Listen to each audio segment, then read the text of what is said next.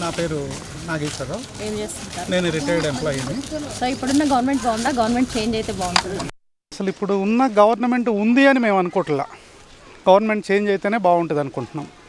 So ఎందుకు change అయితే బాగుంటుంది? ఎందుకు చేంజ్ అయితే బాగుంటుందంటే ఈ గవర్నమెంట్కి అసలు గవర్నెన్స్ అంటే ఏంటో అర్థం తెలుసో తెలియదో కూడా మాకు అర్థం కావట్లా.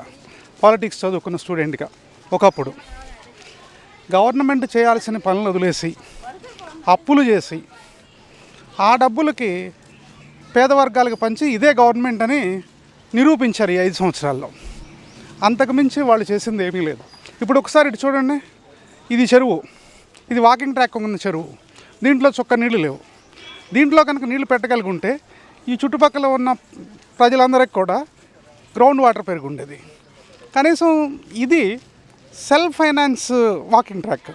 వీళ్ళందరూ కాంట్రిబ్యూషన్స్ వేసుకొని దీన్ని డెవలప్ చేసుకున్నారు. సుమారుగా 2 కోట్ల రూపాయల దాకా ఖర్చు పెట్టి. ప్రభుత్వం చేయాల్సిన పని ఏంటి? కనీసం ఈ ట్యాంక్లో వాటర్ అన్నా కనీసం ప్రొవైడ్ చేయాలి. ఏదైనా మున్సిపాలిటీ కావచ్చు, లోకల్ బాడీస్. అసలు అది వాళ్ళకి పట్ల. ఇది ఒకటే ఎగ్జాంపుల్ ఈ గవర్నమెంట్ ఎలా పనిచేస్తుంది అనడానికి. ఇంతకంటే ఎక్కువ ఏం అవసరం లేదు. ఇకపోతే మనందరికీ తెలుసు, ప్రపంచంలో రాజధాని లేని రాష్ట్రం ఏదైనా ఉందంటే అది ఒక ఆంధ్రప్రదేశ్ మాత్రమే. దానికి చాలా సిగ్గుపడుతున్నాం. ఎందుకంటే ఒకప్పుడు ఆంధ్రప్రదేశ్ ప్రజలమని చెప్పుకోవడానికి గర్వపడే వాళ్ళమి. ఇవాళ మీది ఎక్కడ ఏ స్టేటు ఏంటంటే ఆంధ్రప్రదేశ్ అని చెప్పుకోవటం మానేసి ఒక రకంగా హైదరాబాద్తో బాండింగ్ ఉంది కాబట్టి మరి హైదరాబాద్ అండి అని చెప్పుకుంటున్నాం అవుట్ ఆఫ్ స్టేట్ వెళ్తే.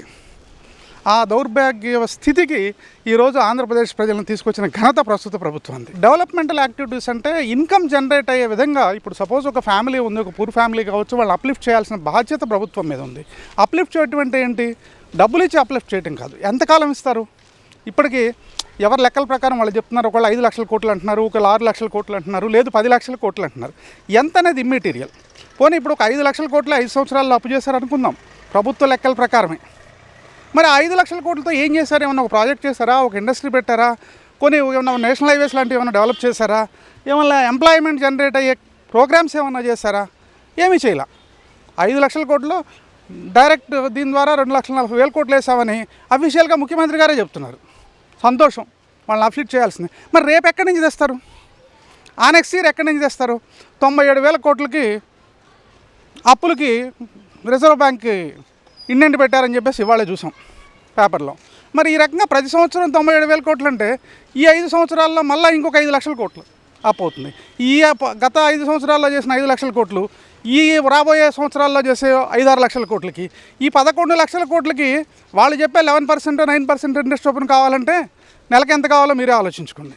మరి మళ్ళీ ఆ వడ్డీ కడతానికి అప్పులు చేస్తారా? అందుకోసం మన గవర్నమెంట్ని ఎన్నుకుంది కాదు కదా. పెమ్మసాని చంద్రశేఖర్ గారు ఈజ్ ఏ డైనమిక్ లీడర్. చెప్పాలంటే నా దృష్టిలో భవిష్యత్తు తరాలకి ఒక మార్గదర్శకుడు అని నేను నమ్ముతాను. ప్రైమరీగా గుంటూరు, ఆ తర్వాత కోస్తా జిల్లాలు, ఆ తర్వాత రాష్ట్రం మొత్తం అభివృద్ధి చేయడంలో ఆయన పాత్ర ఉంటుందని నేను ప్రగాఢంగా నమ్ముతున్నాను.